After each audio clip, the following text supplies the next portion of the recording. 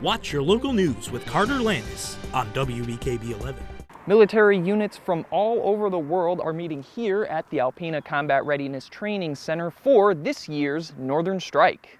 Class may not be in session, but construction is underway at Hinks Elementary, Besser Elementary, and Thunder Bay Junior High as they look to upgrade the facilities ahead of the 2023 school year. Hello, Northeast Michigan. This is Carter Landis, WBKB. Thank you for joining us today. And also joining us today is Michigan's Lieutenant Governor Garland Gilchrist II.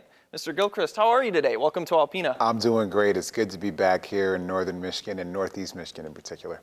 Hi there, Northeast Michigan. This is Carter Landis, WBKB. I am in studio today with Township Trustee Steve Lappin.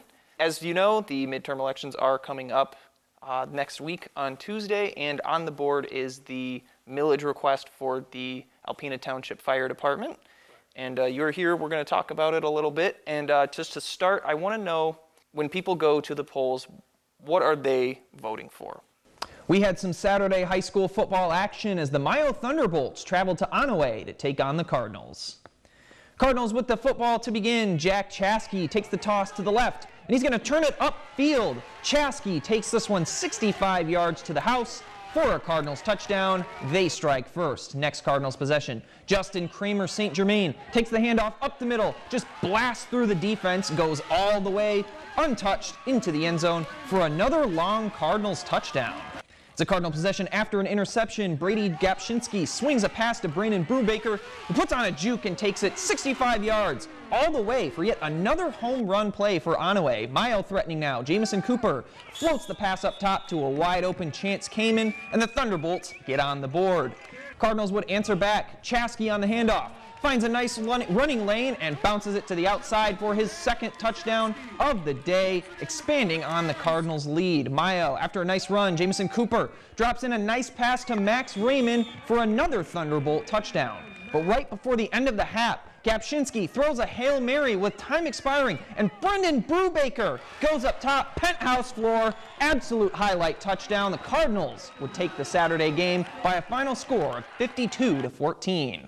And there was some action over at Alpena last night as the Wildcats hosted Cadillac. In the first, Alpena leads 7-0. Charlie Howell throws a pass, but this one lands right into the hands of Carter Stark for the Wildcat interception.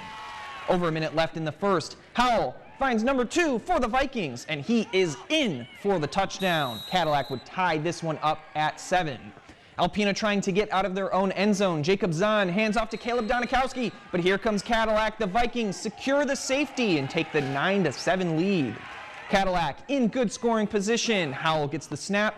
He's got plenty of time to dive into the end zone for the touchdown. Vikings would lead it 16-7. A few drives later, Howell hands off to Connor Vermeulen, and he avoids the Wildcats defense to sneak in another Cadillac touchdown. Vikings go up 23-7. Alpena's drive now with under a minute left until half. Zahn makes some room for himself and finds Donikowski. He charges downfield for a big gain on the play. Cadillac would go into the half leading 23-10. Vikings went on to grab the 53-23 win over the Wildcats. Welcome back. Happy Labor Day, everyone. We'll start this week by looking at our nominees for WBKB's Top Plays of the Week for Week 2 of the fall sports season. Our first top play nominee is Alpena Boys Soccer's Garrett Hamp.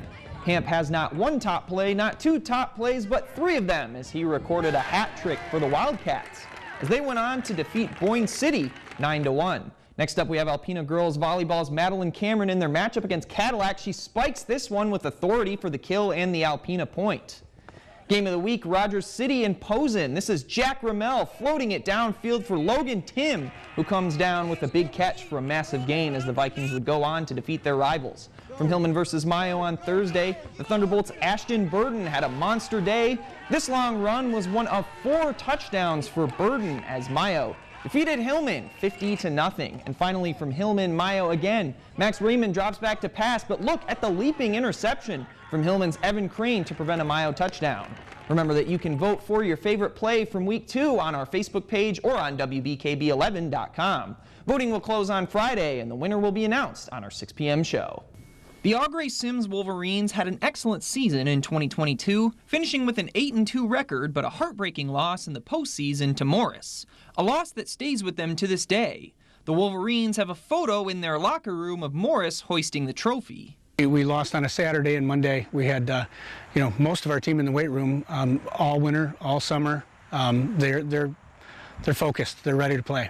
The Wolverines come into the season with a new running back as one of their top rushers, Keegan Bender, departs. They plan on shifting things from a ground-and-pound attack to a more balanced approach. So far we're looking good. We're just now starting to break it in, but I think that we got the right players in the right spots to make that stuff work, and I think it can be pretty good. With a healthy mix of upperclassmen leaders and underclassmen talent, the Wolverines are looking to build off of a strong 2022 with an even better 2023. You gotta just spend time with each other, have fun, go out with each other, get used to each other, and try and set the tone with everybody. Try and not let people get in their own head. The Wolverines will hold a scrimmage on Thursday as they prep for the regular season, hoping to clean things up before it gets real. We get out to the scrimmage and we get to see, we're going to see 3 or 4 different teams and be able to get out there, open our offense, take a look at some of the defensive changes that we've made, look at personnel and see what you've got. You get into a game situation like this and it's like Christmas. You get to see what you've got. The All Gray Sims Wolverines will begin the season at home next Thursday against the Atlanta Huskies. In Alpena, Carter Landis, WBKB News. In Alpena, Carter Landis, WBKB News. All right, well, thank you very much, Lieutenant Governor Gilchrist, for taking some time. Thank you for making the trip up here, and thank you at home for tuning in. This is Carter Landis from WBKB signing off. Have a great day. All right, Mr. Lappin, that was all my questions for you. Is there anything else that you would like to add? No, you did a great job. Thank you very much. All right, thank you very Appreciate your much. time. Midterm elections next week on Tuesday. Thank you for tuning in. Have a good day. What's going on, football fans of Northeast Michigan? This is Carter Landis with WBKB, and this is the Game Plan, where we break down our game of the week each week, key in on looking at different matchups and individual statistics and such things, and we're going to see how these teams can one-up each other. So our game of the week this week is Rogers City visiting Alcona. Now, both of these teams have had pretty good seasons, and this game has a lot of conference implications. So we're going to start by looking a little bit at Alcona's offense. Right away, this is a play from when they were against Onaway. So look at Garrett Summers, takes that snap, he's going to do some fancy footwork there, and he's going to drop in a touchdown to a wide open Colin Walker. He's going to celebrate a little bit. Now, what we're going to do, we're going to look at this, and we're going to slow it down a little bit, and we're going to take a look at how he made this touchdown happen. When I was talking with Rogers City head coach Jesse Fenstermaker, he told me the one guy he was watching for was Garrett Summers. He told me very quickly, too. And here's why. So, Garrett Summers is going to take this snap, right? So here he comes, takes the snap. Now, he's got 2 reads here. He's got Jeremiah Bullis on a shallow out, and he's got William Liebler on this cross. That immediately doesn't matter because he's in the face of pressure. And he diagnoses that. He recognizes that pretty quickly. So he's going to take off, and he's going to improvise some things with his legs. And just by looking off of his 2 reads and turning his eyes and fooling the rest of the defense, he's just going to flick of the wrist, toss this ball right to a wide open Colin Walker. And that's the thing about Garrett Summers. It's improvisation. It's impressive stuff that he can do. So now looking at some things that Alcona can do defensively. Now when you watch Alcona defensively, it's just, look at this. Here comes Colin Walker right away. Just blows up the line, gets to the play, almost gets a sack. Now here's how it happens. Look where you have 2 guys who are both standing up and they're about to blow through this line. That's what Alcona does. They have defenders who are going to swarm you. They're going to be aggressive, relentless pursuit of the football, and you can see it right here. So Colin Walker again, he's playing this linebacker position, and he's going to come up through the B gap. Now the B gap, when you look right here, the center, between the center and the guard is the A gap. Between the guard and the tackle, that's the B gap, and then C gap and so forth. Now, here he comes. Just right through there. And you can see this guard kind of turn his head. That was his guy. And here comes Colin Walker, and then he just does the rest. It's about pressure. Pressure, pressure, pressure, and getting after the ball carrier. And that is what Rogers City needs to be wary of in this game. And that's what Alcona is going to do to you defensively. They just swarm and they are tough. Now, looking at what Rogers City does offensively, what's better than having 1 good running back? Having 2 good running backs. So look right here. Little fake to Fenstermaker, and then you give it to Isaac Paul on the end around. And look at this. He's just going to make the rest of it go himself. That's what this kid does. He just makes plays. And again, when I said, what do you watch for on tape from Rogers City to head coach Jason Summers at Alcona, he said, number 9's a very good running back. And no doubt. But watch how Rogers City schemes up this run to get him open. So Charles Allen is going to take this snap, and he's going to fake this handoff right here to Fenstermaker. Look at the Atlanta defense. Look where all their eyes are looking. Right there on number 1. And just in that split second of all these eyes going one way, on the end around comes Isaac Paul. And watch this block right here from 88. Just enough to get the linebacker away, and then these guys kind of pile on top of each other, and there he goes. Now that's not the end of the play. Watch right here. This is what a talented player does. You can't really see him. There was a safety here, this ref, and then look at this. He's just going to plant his foot in the ground and change direction, gets the safety off of him, and then he does the rest himself. So it's a lot of individual playmakers, but it's also a combination of really good scheming. Because that's Isaac Paul making that play himself, but it's also that he was schemed open as well. Now, I would show you something defensively from Rogers City, but instead I wanted to show you this play because they can also beat you with the pass. Takes a shot downfield, finds his receiver, great throw from Charles Allen. How do you make this happen?